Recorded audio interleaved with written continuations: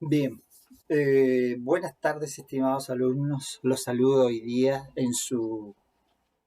bueno, retomando sus actividades en martes 22 de septiembre, después de una semana de descanso que hemos tenido, que en el fondo es más que nada, yo creo que para todos fue una semana simplemente de no tener clases.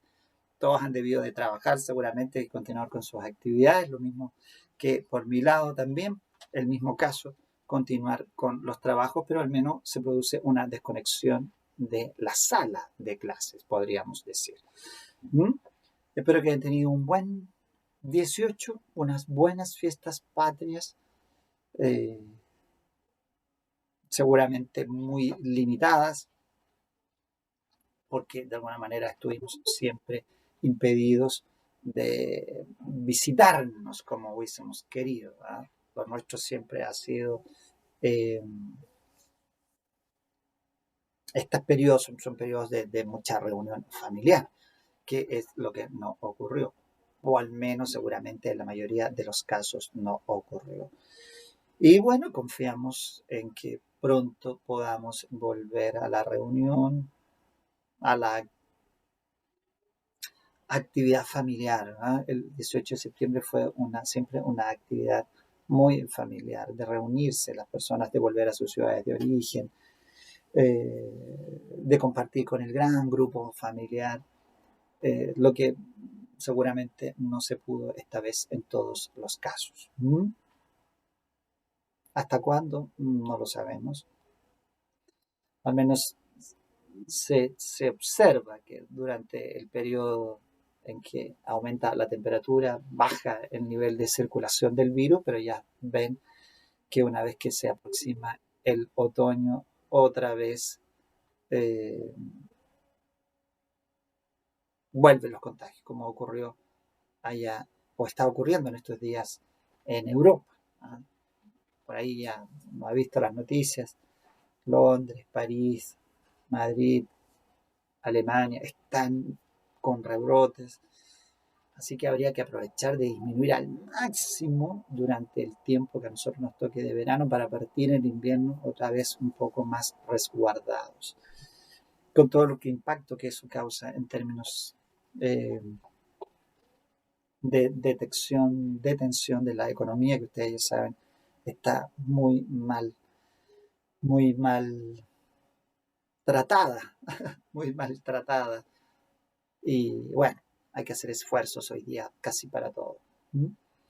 Bien, pues, así que ánimo. Esta es la segunda parte ya del segundo semestre, en la que vamos hacia eh, ya el cierre. ¿No? Después de octubre y noviembre son meses de cierre. ¿No? Sin embargo, a nosotros todavía nos quedan temas por tratar, así que vamos a continuar. ¿No? Les estoy mandando a sus correos la prueba de manera individual, dado que ustedes fueron el último grupo que rindió solemne en la universidad y todas las pruebas digamos, en este semestre, al menos en las cursos que yo tomo, fueron todas de desarrollo. Entonces, eh, las correcciones han estado más lentos. Entonces puede que a algunos les vaya llegando la prueba o les haya llegado individual y a otros todavía no le haya llegado, ¿no? Así que eso para que lo tengan presente. Bien, nosotros nos quedan temas pendientes en relación con la tradición, ¿ah? Este modo de adquirir que eh, por importancia, lo dijimos el primer día, es el primer modo en términos cuantitativos y cualitativos.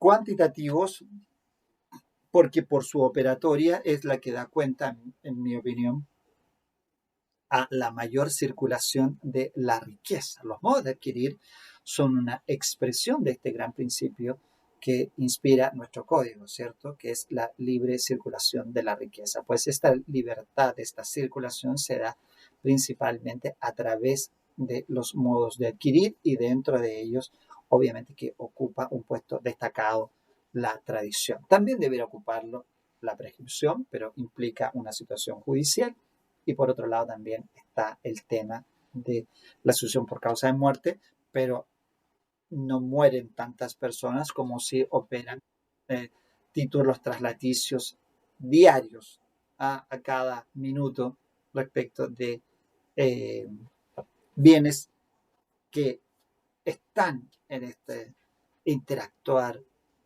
este objeto de las relaciones jurídicas, este objeto de las relaciones comerciales. Así que tradición tenemos a cada momento. Bueno, dicho eso, se desvía mi vista porque cuando entra un correo electrónico, a veces se detiene la grabación. ¿Ah? Entonces, por eso les pido disculpas por esa desconcentración que me provoca cuando entra un correo. ¿Ya? Bien, porque tengo que estar atento a que no se interrumpa la grabación. Y decíamos entonces que haciendo este resumen de la tradición, habíamos visto nosotros la tradición del dominio en los bienes muebles, la tradición del dominio en los bienes inmuebles. Fíjense que siempre hablamos de la tradición del dominio, porque no es la cosa en sí misma, ¿eh? La que opera jurídicamente, sino que lo que opera es el traspaso del dominio. Hay una materialidad, obviamente, que se da en la entrega, sobre todo en las cosas muebles. Pero lo que está de fondo es el derecho que va de un patrimonio a otro. ¿Ah? La cosa existe siempre igual, pero ayer pertenecía a un dueño, hoy día pertenece a otro. ¿Mm?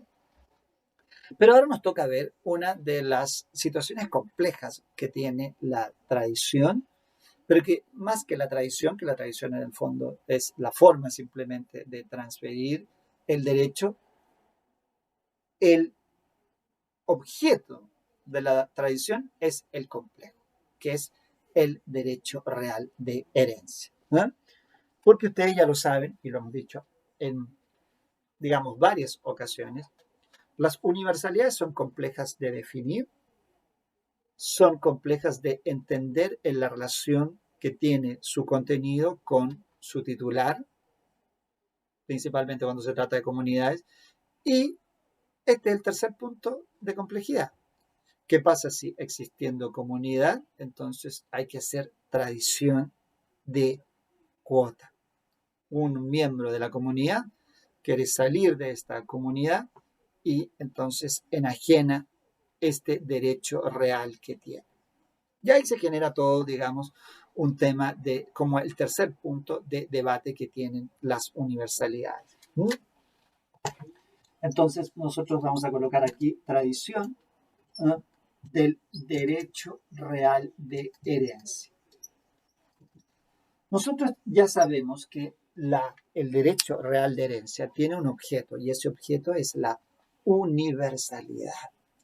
Y por lo tanto, aquí ya habiendo pasado, digamos, por el primer trago amargo, que es tratar de entender lo que es una universalidad jurídica, y en este caso, de hecho, de entender una universalidad y de ahí pasar a la universalidad jurídica, como este conjunto de bienes singulares activos y pasivos que están unidos por un común destino, por un vínculo jurídico, que en este caso está determinado por el legislador.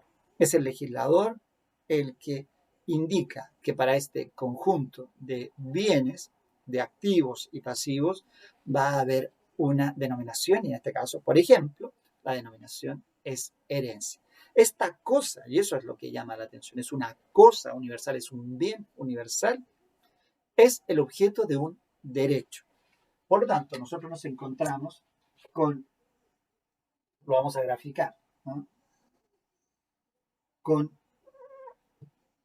la cosa, oh, nunca me había quedado tan mal el círculo, ¿no?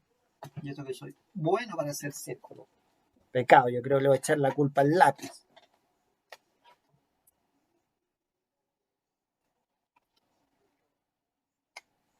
Falta de práctica. Bueno, esta es la universalidad, ¿cierto? Este es el objeto del derecho real de herencia, la universalidad. Pero los derechos no existen si no tienen un titular. Y ese titular es la comunidad. Entonces vamos a poner aquí, por ejemplo, una comunidad de 3. ¿No? Entonces, a eso, integrada por 3 personas, le llamamos la comunidad. ¿No? Este es el objeto del derecho real de herencia, la universalidad. Y este es el sujeto, el titular de este bien universal. ¿Ven? Entonces, tenemos que entender siempre que en este derecho está el objeto del derecho, que es el bien universal, la cosa universal, la universalidad, en este caso la universalidad jurídica, y que todos los derechos tienen un titular. Y ese titular, en este caso, es una comunidad. Ese es el sujeto, el titular del derecho. Bueno, entonces la hipótesis en la que empieza el debate es, ¿qué sucede si en definitiva esta universalidad, que puede estar integrada, supongamos, por una casa, el causante dejó además un auto y además dejó dinero? ¿Mm? Estos bienes integran la herencia, integran la universalidad y constituyen el objeto del derecho real de herencia. Y ahí están, supongamos, en términos simples, sus 3 hijos. No tenía cónyuge, para no complicar el ejemplo, ¿cierto? Solo tenía 3 hijos. ¿Cuánto tiene cada hijo? Se supone que los hijos, siendo asignatarios forzosos, legitimarios, integrantes del primer orden sucesorio, todo eso que lo van a ver más tarde, heredan por iguales partes. Por lo tanto, se sabe que cada uno tendría entonces un tercio, un tercio, un tercio. Por regla general, si es que no hay ningún tipo de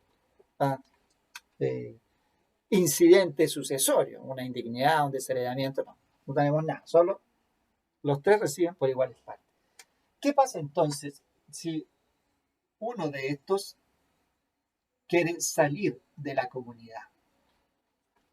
Ya no quiere participar más, entonces quiere vender su derecho a un tercero.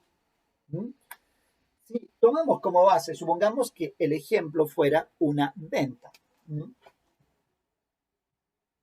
Venta. Aplicamos el artículo 1801, inciso primero. Recuerden que en este caso es una venta solemne, así lo dice el artículo 1801, ¿verdad? Y la solemnidad es la escritura pública. Por lo tanto, entonces, yo tendré mi escritura pública que dirá venta de derechos hereditarios. ¿Quién vende los derechos hereditarios? Aquí, este integrante de la comunidad le vende sus derechos a un tercero, pero le está vendiendo derechos hereditarios, es decir, en la que él es titular de esos derechos en conjunto con otros hermanos, en este caso, y sobre un objeto universal. Este es el objeto universal. Ese objeto universal, en el ejemplo, tiene un inmueble, un auto y tiene dinero. Ya hicimos la venta. Por tanto, el título traslaticio ya está. Pero de acuerdo a nuestro sistema de título y modo, ahora deberíamos hacer operar el modo, ¿cierto? Ya operó, en este caso, el título traslaticio. Bueno, ¿cómo hacemos operar el modo? El modo viene a ser la tradición, ¿cierto? Tenemos que hacer la tradición del derecho real de herencia. ¿Y dónde está esa tradición? Porque en el 684 dice que es la tradición del dominio de los bienes muebles. En el 686 dice que está la tradición del dominio de los bienes inmuebles. ¿Qué hacemos? Bueno, deberíamos ir a la tradición de derechos. Allá a partir del artículo 1901 está la tradición de derechos personales, luego la tradición del derecho real de herencia y luego la de los derechos litigiosos. Sin embargo, el código allí utilizó otra expresión. Utilizó la expresión cesión, que según se ha entendido, al menos por una doctrina mayoritaria o tradicional, no vamos a decir mayoritaria porque a lo mejor puede que eso haya ido variando, pero sí por una doctrina tradicional, que debe ser entendida esta expresión cesión como traición. ¿Ah? O sea, en el 1901, tradición de los derechos personales. En el 1909, tradición del derecho real de herencia. ¿Por qué lo decimos así? Porque allí no dice eso, dice cesión en el título que antecede a la norma. Y la norma, que en este caso nos convoca, vendría siendo el artículo 1909 y 1910. O sea, allí supuestamente estaría descrito el modo, estaría descrito cómo realizar la tradición de este derecho. Sin embargo, cuando uno lee el artículo 1909, llega a la conclusión que allí lo único que se describe es el efecto, que el cesionario no se hace responsable sino de su calidad, perdón, el cedente no se hace responsable sino de su calidad de heredero.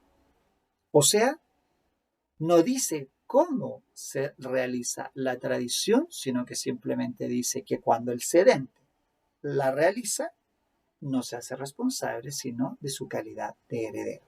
O sea, en este caso C no se hace responsable sino de que él era miembro de esta comunidad hereditaria.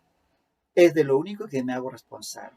No me hago responsable si la casa está todavía, si está el auto, si está el dinero, no me hago responsable.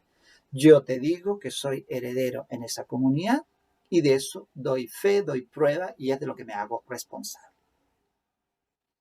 Entonces, si estos artículos no satisfacen nuestra necesidad, es decir, no nos explican el modo, ¿a dónde recurrimos?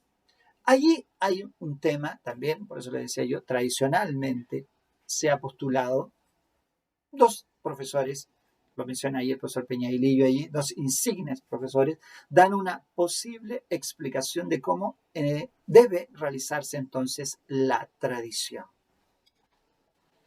Estas dos posturas, vamos a decirlo aquí, las dos posturas en las que efectivamente nos dicen tradición, vamos a ponerlo allí con un signo de pregunta, porque no sabemos cómo se hace. En 1909 y en 1910 no nos dieron respuesta satisfactoria y entonces estos dos profesores postulan cada uno una teoría. Está la teoría de don José Ramón Gutiérrez y la teoría de don Leopoldo Urruti. Estamos hablando más o menos de los años 40, 50, por ahí podría ser. Don José Ramón Gutiérrez señala que entre la cuota de cada uno de los miembros de la comunidad y los bienes que integran esa universalidad, hay un vínculo, hay una relación. Y eso lo basa en la teoría de la comunicabilidad. La naturaleza del bien comunica a la cuota del miembro de la comunidad. Es decir, si este es un bien mueble por naturaleza, esa naturaleza es comunicada a la cuota. Por lo tanto, la cuota que se cede es cuota mueble. Supongamos que estuviera cediéndose eso, entonces la cuota sería una cuota mueble. Si yo estuviera cediendo la cuota sobre el inmueble, entonces la cuota comunica, en este caso, la cosa, que es una cosa inmueble, comunica a la cuota su naturaleza de bien inmueble. Si es mueble, haré la tradición por el 684, si es inmueble, la haré por el 686. Y si es como esta, híbrida, muebles e inmuebles, el profesor señala que en ese caso, por importancia prima la tradición de los bienes inmuebles y deberá hacerse por inscripción conservatoria. Espero me estén siguiendo hasta allí. Voy lento precisamente para que se entienda esa figura. Bueno, entonces dice don José Ramón Gutiérrez que lo primero para fundamentar su explicación es que existe comunicabilidad.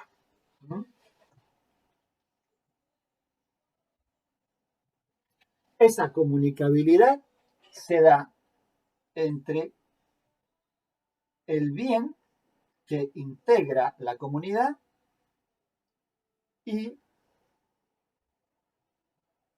la cuota que tiene el heredero que participa.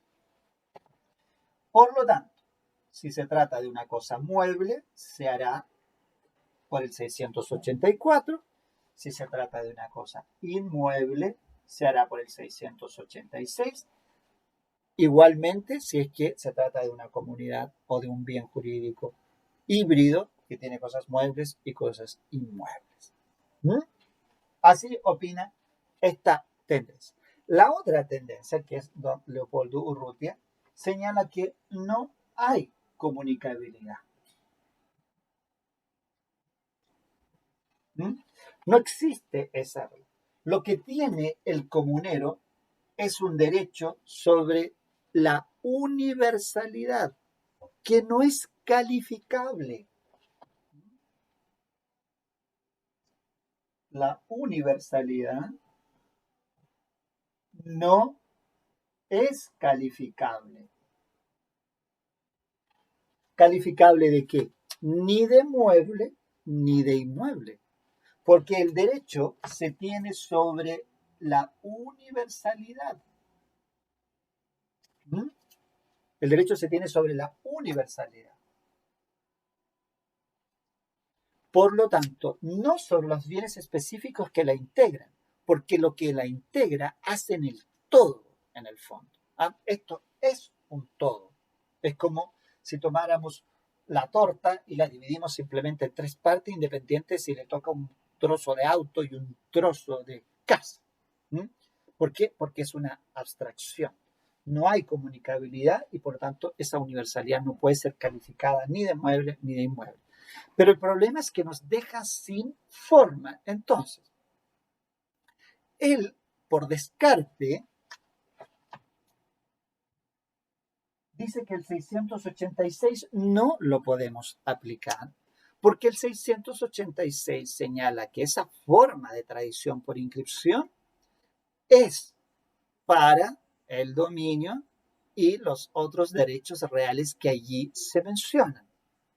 Usufructo, por ejemplo, pero no se menciona el derecho real de herencia. Entonces, para el legislador, la tradición por inscripción conservatoria no está mencionada. No está mencionada en el 686. Por lo tanto, no podemos ocuparla. ¿Qué nos queda, dice entonces el profesor, o que nos en esta tendencia? Ocupar el 684, que pasaría a ser regla general. Entre el 686, que es norma especial, que no menciona al derecho real de herencia, debemos descartarlo y debemos tomar sí el 684, que pasa a ser regla general en este caso. ¿Ven? Entonces, esa sería la fórmula de entender. Ahora, esto tiene un problema práctico y un problema de orden jurídico. Porque uno puede, en la práctica, aceptar más cómodamente la tesis de José Ramón Gutiérrez. ¿Por qué? Porque cada vez que se realiza una cesión, en especial aquellas cesiones que involucran un bien inmueble, se hace la escritura y se señala que efectivamente se ceden los derechos hereditarios, especialmente los que recayeren sobre el bien inmueble, que eso es lo que se usa para la regla, digamos, para la mayoría de los casos. No puedo decir cuánto porque no conozco el número, pero para la mayoría de los casos. Y entonces, ¿qué se hace? Se inscribe, se sigue la regla del 686. Entonces, el cesionario queda con la seguridad de que su escritura está inscrita en el conservador y tiene un documento que así lo prueba, tiene una inscripción conservatoria. Entonces eso le da seguridad.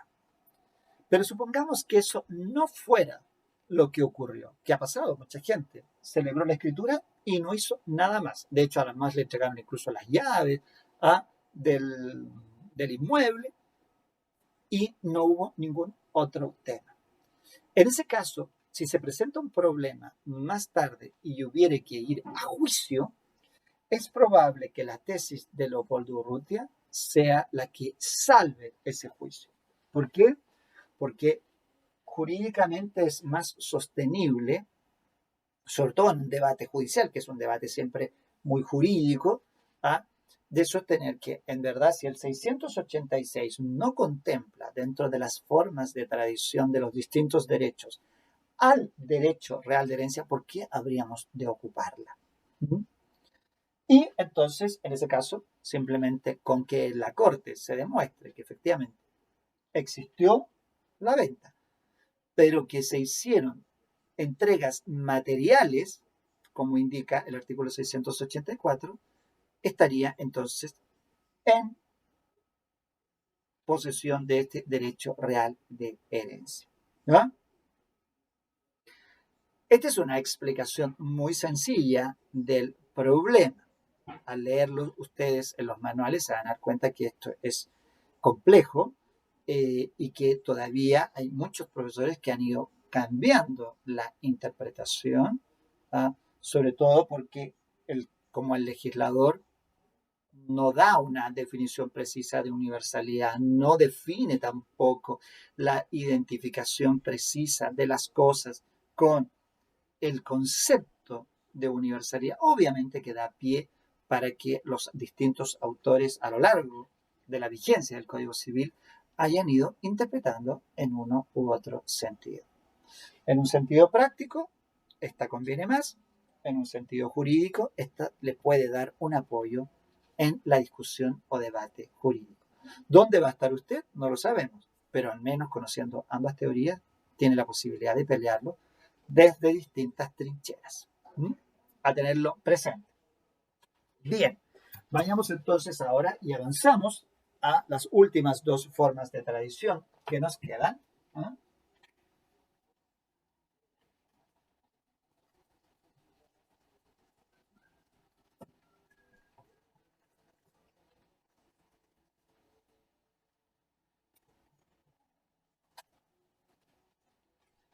Y esas dos formas nos llevan, en primer lugar, al derecho real de servidumbre, que es breve. ¿Por qué? Porque está inserta dentro de lo que estamos en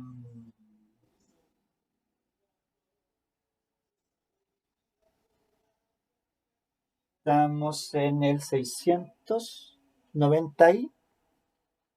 Uf, parece que me hizo efecto el 18. Estoy disléxico. 698. ¿No? Aquí hay una forma de tradición solemne. La servidumbre, ahí definida en el 820, la servidumbre predial o simplemente servidumbre, es el gravamen impuesto sobre un predio en utilidad de otro predio de distinto dueño. Lo que ustedes pueden haber conocido más, y lo hemos ejemplificado en otros casos, a una servidumbre de tránsito. Una casa no tiene acceso a la vía pública y por lo tanto puede transitar por el predio sirviente para alcanzar la vía pública. Bueno, ese es un derecho y es un derecho real para el predio dominante, para aquel que en el fondo no tiene el acceso a la vía pública, ese es el predio dominante, y el que tiene que soportar que el otro pase por allí es el predio sirviente. Ese derecho real de servidumbre, efectivamente no nace de manera espontánea. Hay que constituirlo y después hay que ver ahí, después, a ver si alcanzamos a verlo al final del curso, las formas de constitución de un derecho real. Pero lo que sí está claro, que si existe un derecho real y hay que transferirlo, bueno, vamos a hacerlo a través de los distintos títulos trasladicios que puedan existir, pero hay que hacer la tradición en algún minuto, es decir, que hay que hacer entrega de esa servidumbre. De acuerdo al artículo 698, esta tradición se hace de manera solemne por escritura pública, ¿no?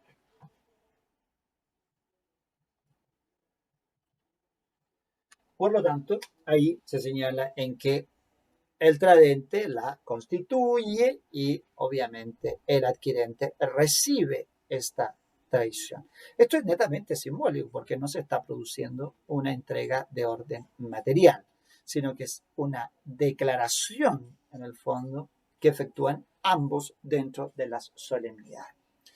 Ahora, hay varias clases de servidumbre y hay leyes posteriores que han ido regulando la servidumbre. Por ejemplo, la servidumbre de postación, los postes que se van ubicando. Ustedes saben que los postes llevan la energía. ¿Has visto las torres de alta tensión? Esas torres van por terrenos privados.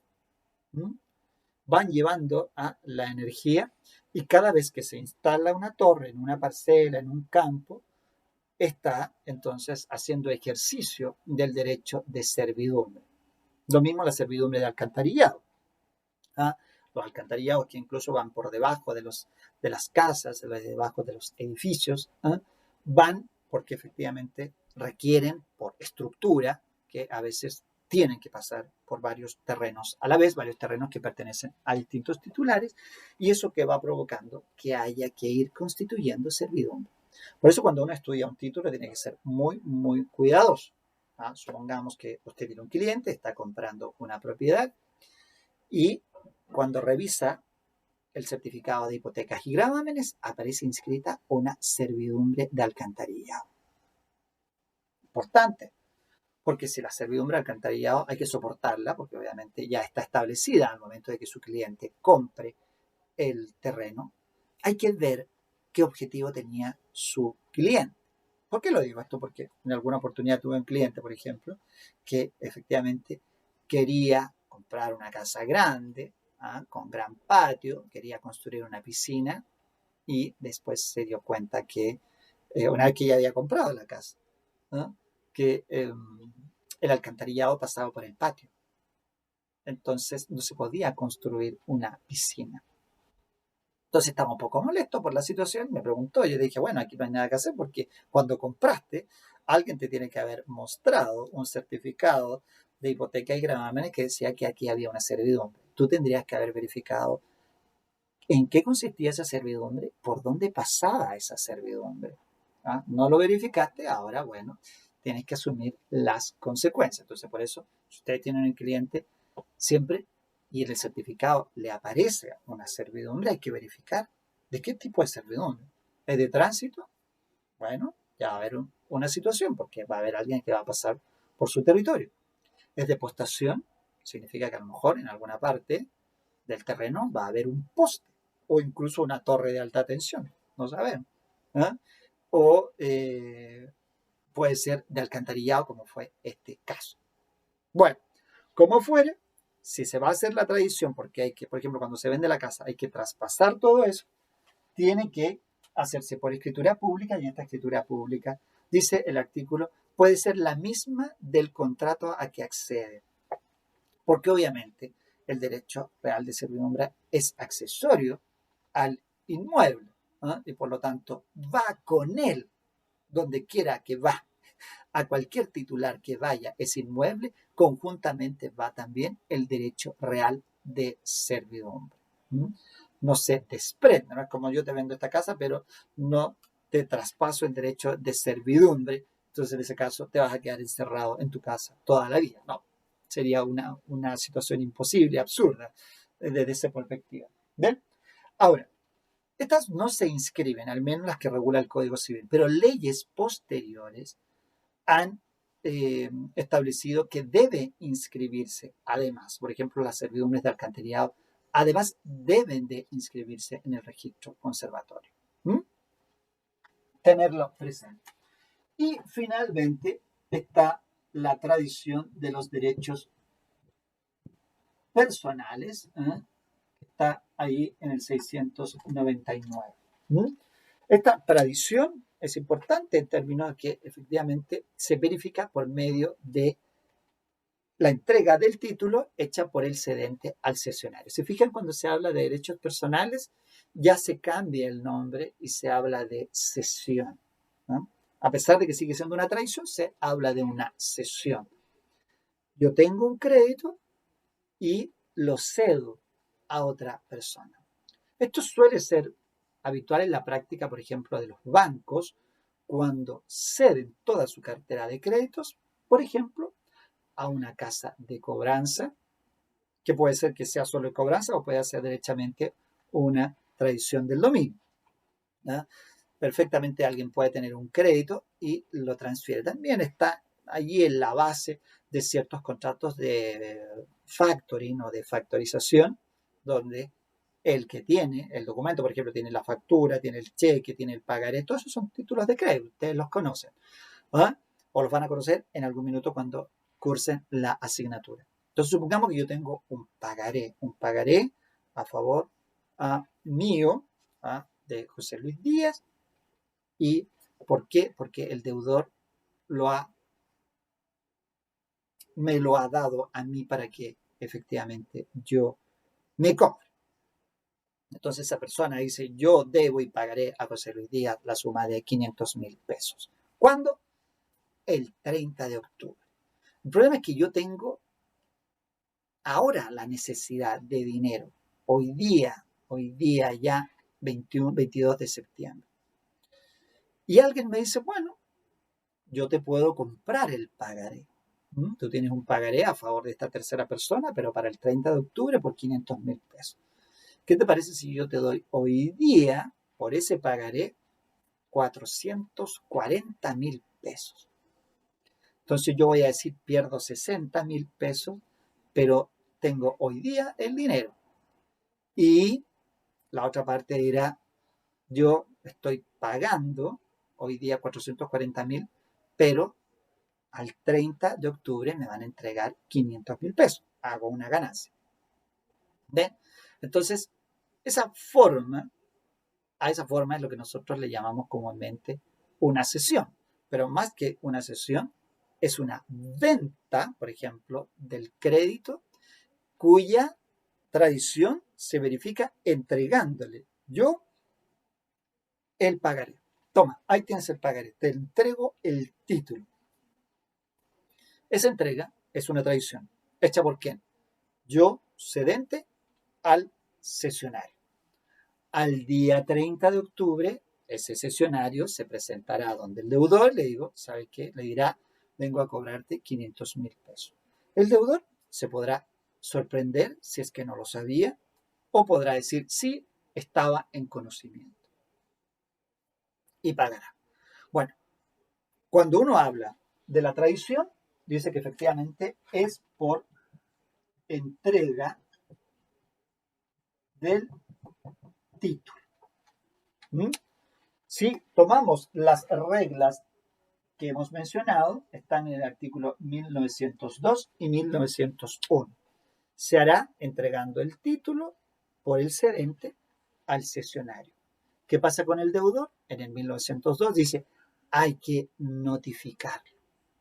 O bien el deudor acepta esto, o bien lo notifico. ¿Para qué? ¿Se acuerdan allá en actos jurídicos, formalidades de publicidad? Para que el acto le sea oponible, para que esta cesión le sea oponible. Dicho eso, entonces, queda perfecta esta tradición. Pero hay un problemín, porque se hace por medio de la entrega del título. Pero el problema es, ¿qué pasa si el crédito no está escriturado, si no consta en un título?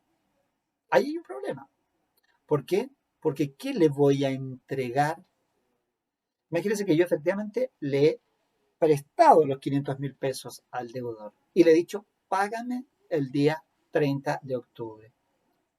Pero no quedó nada escriturado, porque el mutuo, el préstamo de dinero, es un contrato real. Se perfecciona por la entrega del dinero. Ahí está. Le entregué 500.000 pesos en efectivo. El contrato está perfecto. No necesito escriturarlo. Por tanto, no tengo un documento. Si yo le hubiese dicho, te entrego los 500.000 pesos, pero tú me suscribes el pagaré en el que dices que debo y pagaré a José Luis Díaz 500.000 pesos, ningún problema. Porque opera esta fórmula. Tomo el pagaré y yo se lo entrego a esta persona que me va a factorizar, que me va a adelantar esos dineros. Pero si no tengo nada, ¿puedo yo decirle a este tercero, oye, tengo un crédito en favor de este deudor que me va a pagar en octubre, pero yo necesito el dinero hoy día? Supongamos que en este caso el cesionario me dice, sí, yo te compro el crédito, te lo compro en 440.000, ahí están. Y también me los entrega. ¿Pero qué le entrego yo a él? ¿Mm? No hay prohibición de ceder créditos no escriturados. Por lo tanto, no podríamos decir, no, es que si no está escriturado está prohibido. No, porque no hay ninguna prohibición.